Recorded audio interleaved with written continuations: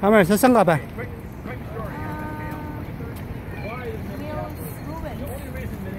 At Mineapolis. There's one of the building I think part of the ruins. And then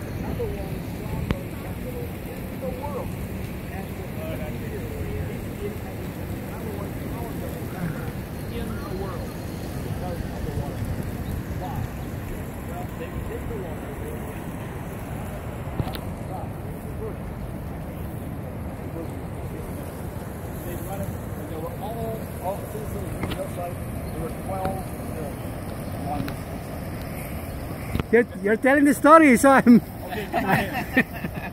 because I'm taking a video. Don't believe him though. Yeah, he made I believe him. Stuff up. I believe him. Actually, those mills were all covered up with soil. They just buried them many years ago. There's one actually you can kind of see way down there. That was like number 12.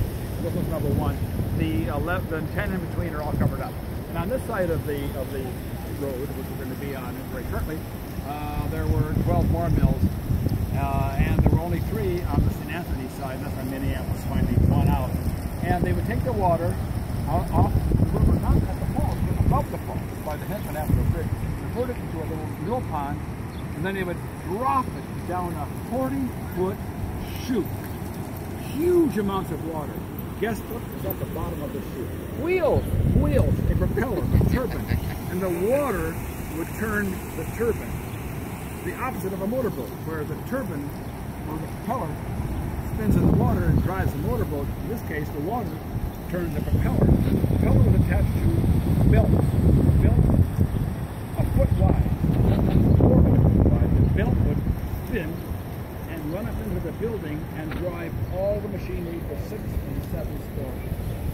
And then when the water crashed down and hit the belt and drove it, it has to go back somewhere. You had this pool down there, it's not running. Had to come back to the river. All these little things down here, see those little indentations on the side? Yeah. These are all what they call tail races. And all the used water, after it's driven the turbine, had to go back to the river, and you got to get rid of it. You got to exhaust the water, and it would all run back into the Mississippi River on these little tail races. Extremely historic. This is 150 years of history. This is what made Minneapolis. I'm just glad they saved something. Oh, so smart. How about that building? Is that part of the ruins too? City Museum. That was the Washburn A. Okay. Right, most successful flour mill. That's why they didn't tear it apart, huh? They just they keep it like that, huh? Right. That's the museum now. At its very peak, that mill produced flour in bags every day. Bags about this big, 100 pounds each. Guess how many, if you put 1 day's production, 1 day from that mill in 1880, guess how far the bags would extend if you lined them all up on a row? Yeah. One day, 56 miles. Yeah. Unbelievable. This was the flour milling capital of the world, the entire world, for 50 years. Good thing they didn't tear it apart. They leave it like this. It's terrific. Yeah. Thank you very much for telling. There's your lesson. Thank you very much. I would trust but verify. No.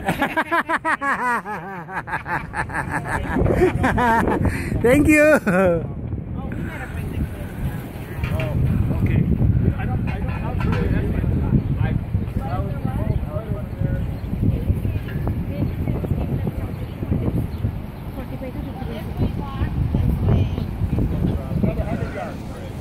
Meron na, alam na natin ang istorya.